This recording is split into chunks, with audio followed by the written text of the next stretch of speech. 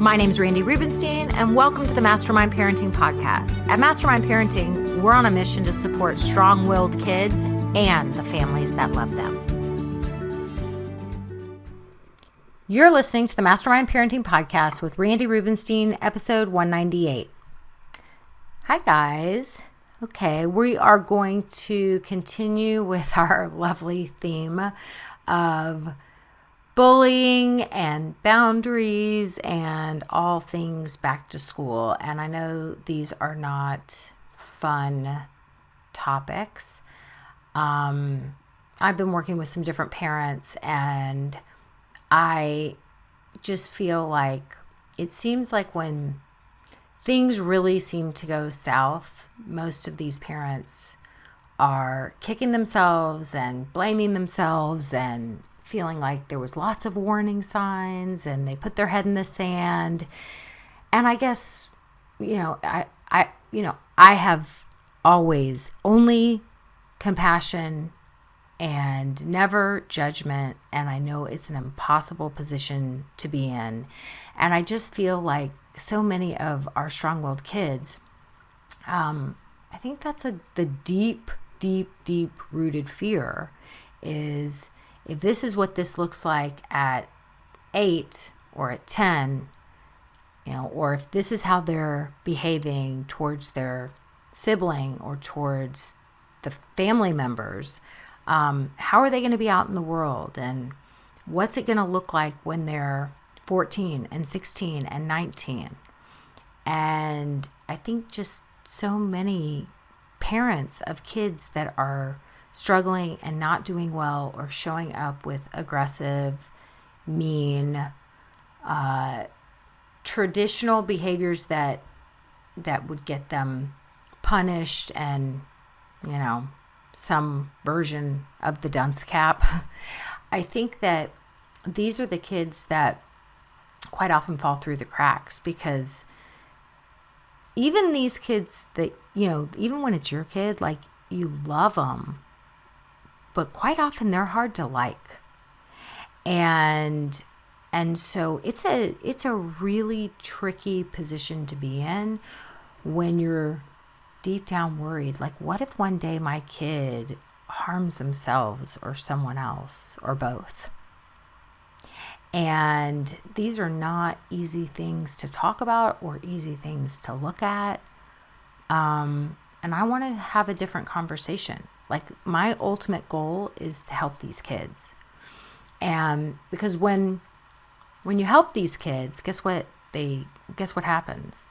They don't show up with bullying behaviors. They start to feel better.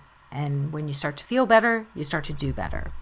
And so the only way we can really start helping these kids is if we start to wiggle some of the sentences running through our heads. When we start to think differently, well, then we feel differently and we start to do different things. And that is ultimately how we help them. I think so many people, like Marie, it's like they've been, you've been hearing, you have a kid that's not doing well, and you've been hearing how much they need consistency and boundaries. And you've heard these terms, but you're not exactly sure what it looks like in real life. So that's really what I'm hoping to accomplish this month, is if I can impact you in any way, I want you to start understanding these topics on a deeper level. I want to go beyond the surface quick fixes, the surface bandages. I want to help you to start thinking differently about these problems, these very serious problems or potentially serious problems, like having a kid that is bullying other kids or is not respecting the personal space of other members of your family, including you, showing up with badgering behavior, really demanding, won't take no for an answer, won't stop touching other people, even when they're asked over and over and over again.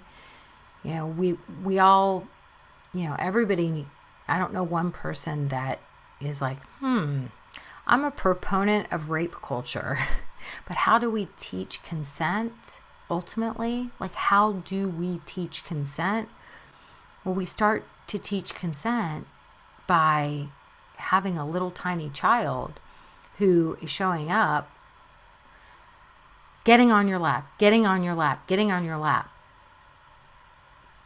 Like Marie talked about last week. And ultimately, not knowing how to teach your child that when you touch someone else's body and they don't want you to touch their body, that is crossing their boundaries. That is not respecting their personal space. That is against our rules. It is never okay to touch other people when it's not okay with them. So if someone asks you not to touch them, or if you would like to hold someone's hand, if you would like to kiss someone, it is respectful to ask permission. Like, that's how we start teaching little kids consent culture. So when we have kids that don't understand other people's personal space and won't stop, it's a problem. And it might seem like a little teeny tiny problem, and it can grow into a much bigger problem because kids aren't receiving the right messages. Even if they've heard the words, but if no one's ever held them accountable because we haven't known how to have those boundaries, well, then we've got a kid that's been used to coming and sitting on our lap when we don't want them to sit on our lap, or touching their sibling and bugging their sibling and continuing to touch them and touch them and touch them and touch them until finally, we're like, okay, fine, just get up here. Even though it's not working for us to have them on our lap in that moment. Or the kid who you've told them the rule is that they're not going to be sleeping in your bed. And then night after night after night, they're coming in your bed. And you're not getting good sleep, but you don't know how to have that boundary of you're not sleeping in my bed, or you're not coming on my lap. No, I said no, not this time. Absolutely not. And when we give in because it just seems easier in the moment, whatever, we send our kids the wrong messages. We send them the message that if they just continue at it long enough, other people eventually relent. That is not the messaging we want to be sending our kids. We don't want to send that message to our girls or our boys. No one. Okay?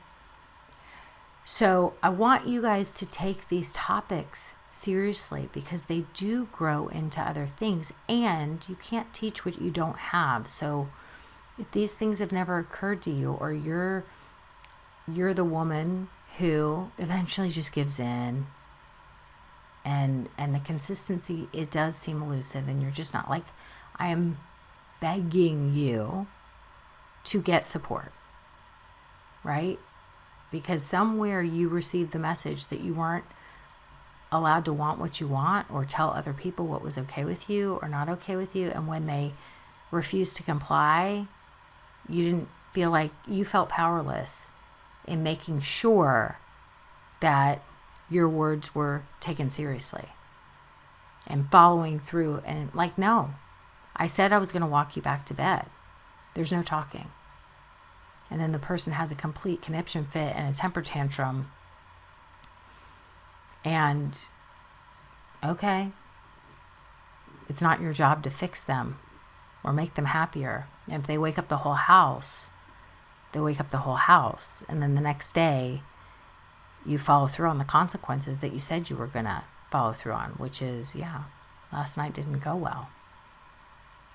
And so today is Oops Day rules. You'll be in your bed 30 minutes earlier, and it's a screen-free day. No, there's no play dates. We're gonna buckle down and take this seriously. Well, you don't know how to do that. I know it sounds simple when I say it. People always say it sounds so simple when you say it. And isn't that crazy that it really is simple, but it's so hard for so many of us, and it's because we this is just not what we have come from. We don't even know we're allowed to want what we want, and this is what ultimately will help kids to have more impulse control. I mean, don't we all want things? Think about it. What if you like somebody, when you were a kid and you had a crush on someone and they didn't like you back? And it's a big bummer. And sometimes people aren't going to like you back. Or what about when you invite someone, that you really want to go with you to this movie or out to dinner, and they have other plans. And so you had this, you really had your heart set on hanging out with this other person or going to this thing with this other person, and they have plans, and you have to experience the disappointment. If we never hold our kids accountable and allow them to experience the disappointment, then how do they have the skills to handle the disappointment? Right? It's an interesting thing to look at and think about. I just think we're doing our kids a disservice when we don't develop these skills. And I'm a person who I remember 15 years ago, a therapist telling me that, what boundaries were. And I was like, what do you mean by that exactly? I didn't know what I came from a codependent family. There were no boundaries. I didn't even know that. I didn't know it was a thing. I didn't know that my family of origin, I thought, of course, they should have keys to my house now, and they should just be able to come over whenever they wanted without giving me a heads up. Even though when somebody came and just opened, unlocked and opened my door to my house, it would startle me. I wasn't expecting them. They didn't give me the heads up. It kind of it sent my nervous system into alert, who's coming into my house? And then it was just my sister or my dad. I didn't know that I was allowed to have the boundary of, if you want to come over, just, give me a call, make sure it's a good time. And not giving them a key to my house. I don't want you just letting yourself in whenever you want. It scares me. I didn't know I was allowed to do that. I didn't even know what boundaries were. So I'm speaking from experience here. Many of us haven't known how to have boundaries. And then all of a sudden we hear that kids need boundaries and they need consistency, but we have no freaking clue how to have them ourselves. Many of us don't realize that when someone texts or calls you, you don't have to respond right away. Even if that person is your mom or your dad or your spouse. If it's not a good time for you, you don't have to answer. And if they just keep calling back, badgering, and then finally you're like, is something the matter? And they're like, no, why weren't you picking up? And you're like, because I was busy.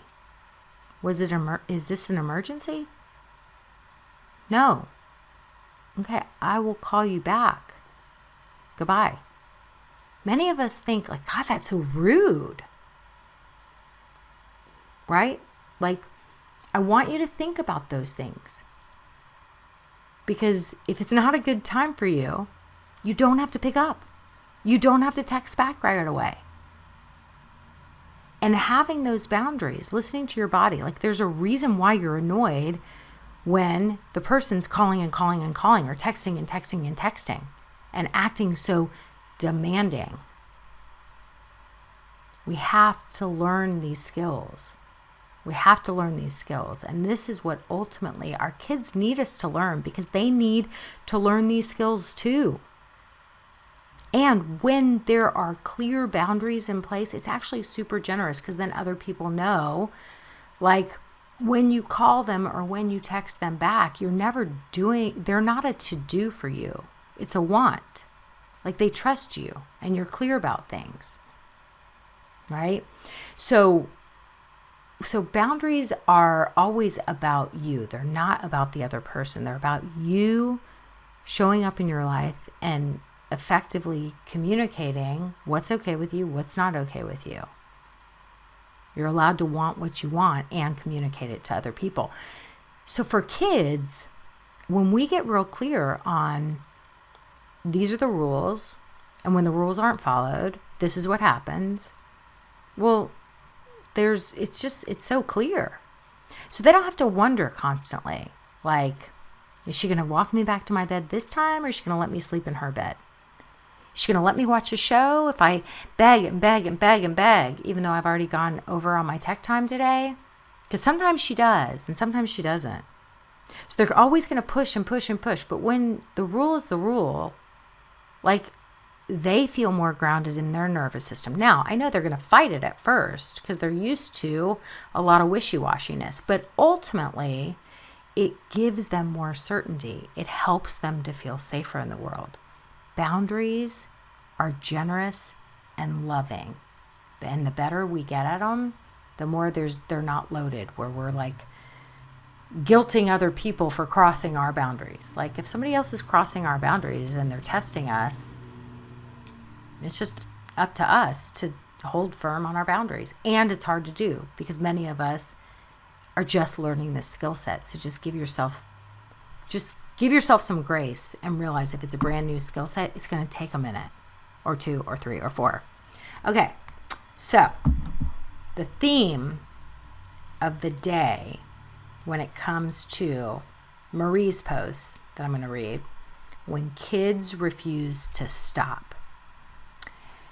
So she says, any tips on getting an almost 8-year-old to stop when told to? For example, he and his 4-year-old brother were playing outside and the 8-year-old got the 4-year-old pinned in the top of the fort. He blocked the only exit, and then he started growling right in his face. The 4-year-old had nowhere to go, and I could hear him screaming, "Stop!" from across the yard, repeatedly. The 8-year-old just continued doing what he was doing until I intervened. I calmly but firmly told the 8-year-old that I could clearly hear his brother telling him to stop and that he needed to listen to other people's boundaries. He ignored me, so I made him get off the fort for 5 minutes. He literally didn't even care about that consequence. So I'm going to give this to Marie. She's trying, okay? She's really, really trying. He didn't care. So why did he do it? Why was he growling in his brother's face? Why was he holding him hostage? Holding him against his will? Why? Why? My hunch is that 8-year-old has learned that when he tortures his brother, when he refuses to stop, ultimately he's going to get mom's attention. And my hunch is that he's been wanting to get mom's attention for many, many years. And the only way he's known how to get mom's attention is through these negative behaviors. So therefore, no consequence is really going to help him. Mom has to get to the root of what's really going on for him. So this is a twofold answer. Number one, when siblings are fighting, I teach a sibling fighting tool. And one of the most counterintuitive things I teach, and it's really, really powerful, is it is in our nature to, of course, defend the victim, right? To go after the aggressor. It's in our nature too. And what we focus on grows. So what happens then is we focus on the hurting, and we accidentally reinforce that negative attention-seeking behavior. So it really ends up working for the aggressor, because a lot of times the aggressor is wanting the payoff in some way of, mom or dad's attention, and now they've gotten it. So they're going to continue bullying the younger child, right? They're going to continue bullying the younger child. Look, when kids are bullying, it's because, hurt people. It's because something's going on. Happy people don't go around spreading misery. So a kid that's bullying and holding another kid hostage and blocking the exits is wanting the world to know, or at least mom to know, I'm not happy inside. There's something going on with me. I'm not happy right now. And I figured out that when I torture my younger sibling, I'm going to get all of your attention. And this is a pattern that I've been doing for 4 years now. And it kind of works for me, because when I hurt my or ignore my younger sibling's requests, you come running. So why would I not keep doing that if I get your attention? Okay? So there's that. Okay, so when we focus on going after the aggressor, which of course makes sense to defend our child that's being victimized, it accidentally, reinforces that pattern. So we want to disrupt that pattern, and we disrupt that pattern by focusing on the healing instead of the hurting. And what we do there is we empower the injured party. And I say injured party because I don't want to reinforce any kind of victim narrative. When we go after the bully, we are reinforcing a victim narrative. We are turning our other child or the other child into a victim that needs defending. When we empower the injured party, well, now all of a sudden we are we are talking in a different voice. We're speaking in a different voice. We are empowering the more injured party. How do we do that? We go in there and we swoop up our younger kid. We get our younger kid to safety, and we say, "Hey, was that okay with you? Was it okay with you that he was keeping you in the?" Because it sounded like you were saying some things. Now that might sound like a dumb thing to say, but we kind of want to build a little fire in the child that was just getting victimized. We want to build a little fire because we want them to know we don't think they're a victim. We think they're super capable, and now we want to empower them to defend themselves the right way. Was that okay with you? No, I was telling him to stop. Yeah, I thought I heard that. And what was going on? He wasn't listening. Yeah, and you kept saying stop and stop and stop, and he still wasn't listening. And you couldn't get out? No, I couldn't get out. He had the exit blocked. Yeah. So what do you do when somebody is not listening to your words and refuses to listen to your words? What do you think you could say to them? When they're not hearing the word stop and they're not hearing your words, what else do you think you could do? And your child may, just look at you and say, what else do you think you could do? And they may say, I don't know. Say, well, I'll tell you what. You can start with, it's not okay with me for you to hold me in here. I'm ready to go. It's not okay with me for you to keep me in here. I'm ready to go. You can tell them exactly what's not okay with you and what you want to do. See? So now we're actually empowering the injured party to use their words to communicate their boundaries. It's not okay with me. This is how we teach boundaries, really. It says, practice with me. Now, if you have a really I don't know, non-aggressive, kind of passive child, they might be like, it's not okay with me if you... You're like, ooh, whoa, hold up. No one's going to hear you or take you seriously with that voice. I want to hear your big, strong voice. It's not okay with me for you to keep me in here. I am ready to go. Say it like that. Say it like you mean it. Make sure your words are heard.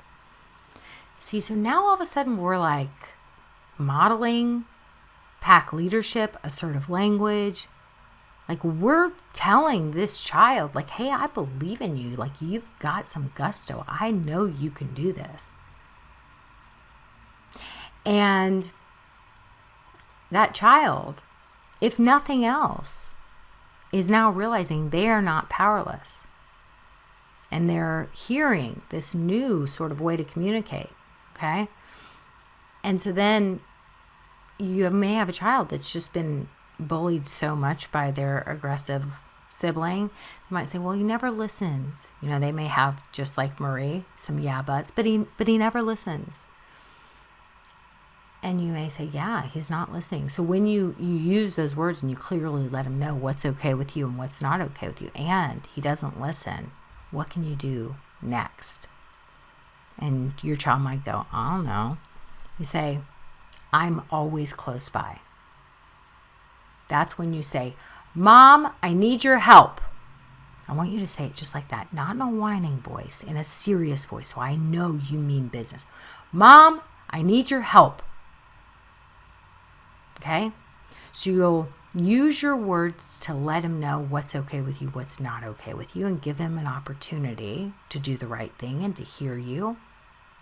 Right? And you're saying it in a big, strong voice, not in a wimpy voice, in a big, strong voice. And then if your words still aren't heard, then you ask for help. Does that sound like a plan? Okay, there's more to the tool, and I'm not going to go into the rest of it here. But if you just start with that, that is huge. Okay, that is huge. My hunch here is that this 8-year-old has learned this pattern to get mom's attention. So her disrupting it with that is going to be huge. Her also proactively spending some time connecting with the 8-year-old so that he doesn't have to constantly seek attention from her in these negative ways. So something I teach is present engaged time, 5 to 15 minutes a day. I can already tell you, if I were to suggest this, and I'm sure other parents have suggested this, Marie would have a lot of yeah buts about the 5 to 15 minutes, even though she's spending so much more time than that putting out fires with this one. She'd have a lot of yeah buts because her brain is going to a place of, I think where she's gone is he's got ADHD, she's waiting for a diagnosis, she's not going to be able to help him until she gets into the right professional. Her hands are tied, there's nothing she can do, he doesn't have an ability to listen, he's too impulsive, he just doesn't have the skills. There's no way she's going to be able to turn things around if she's thinking those thoughts, because those thoughts are making her feel at the mercy of everyone else. She feels completely powerless. So until Marie starts realizing, I was given the exact perfect child, and I am the exact perfect mother for this child, and there's something to figure out here. What is this child here to teach me? How can I help my child with his or her problem? How can I show up for this child? What am I supposed to be doing here that is feeling, why do I feel so powerless? Okay. What are moments where I can connect and bond with my kid? How can I proactively give my kid some positive attention? Hey, buddy, I'm a little lonely doing the laundry. You think you can come be my helper? Let's do this together. Should we listen to a little something? Got some music in mind? Should we turn this into a laundry folding dance party? Okay. I promise you, Marie would be like, oh, he would never. And but like all of a sudden, like still an 8-year-old. An 8-year-old wants to be with mom and dad all the time. So now all of a sudden we're including them in the things we have to do. And we're making it playful. We're making it engaging. We're adding a little music. Okay. And then all of a sudden your 8-year-old, y'all are folding some things together and you have a couple of laughs. And afterwards you're like, well, that was so much more fun. Normally folding laundry is so boring. And you just made it fun. Thank you. And you give them a little kiss or a little gentle caress. Okay, there's your pet time. There's your present engaged time. So now all of a sudden, we've replaced some of that negative attention with just some positive, proactive attention. It's really simple. And as long as you're feeling powerless and thinking that you don't have the strength or the tools or the resources to help your child, chances are Marie's not going to be able to show up like that until she is able, until something shifts within her. Okay, here's another one from her. She says, any tips on getting my 8-year-old to stop antagonizing his brother? This morning as we were getting in the car, I told him numerous times to stop firmly, but it had no effect. Ended up degrading into them hitting and kicking each other. I had told the 8-year-old repeatedly to stop before it got to that point. I couldn't really separate them as they were both in their car seats. Okay, so again, she's going after 8-year-old. I mean, that shift of empowering the injured party is going to be huge. It would be huge. And so, see, kids learn by our example. So when setting boundaries in your own life eludes you, your kids aren't going to know how to respect other people's boundaries. Okay? This is really how we teach consent culture. When we teach our kids how to have boundaries, how to respect other people's boundaries, including our own from a very young age, well, guess what? They're not going to grow into impulsive, hormonal teenagers that won't take no for an answer or have no impulse control and force themselves on another person. Because they've grown up. They've grown up with boundaries. I feel like this is a critical issue. And I know that this is a hard skill and many of us don't naturally have it. And what I want to do and what I hope this episode has done is inspired you guys to practice, because the only way you ever get better at anything is just through lots and lots of repetition. Okay, that's what I've got for you this week. Thanks for listening today, guys. I hope you picked up some tips, tools, maybe some baby steps for creating more balance and boundaries in your life. And I just wanted to let you know, if you want to continue moving the needle forward in creating this for yourself, having a happier household, I want you to go to my website and check out mastermindparenting.com. We have 3 beginning programs, and if you need some accountability and more support, then please look for the one that would be a good fit for you. And as always, we're on all the social channels under Mastermind Parenting. On Instagram, it's mastermind_parenting. And, periodically I do pop up on different Instagram lives, Facebook lives, where I give you teaching and coaching, and I love engaging with you live to help you help your strong-willed kids so that they can feel better, because when they feel better, they do better. And I love getting to know you guys. So thanks for listening. If you like this podcast, please don't forget to subscribe, rate, and review. Super appreciative.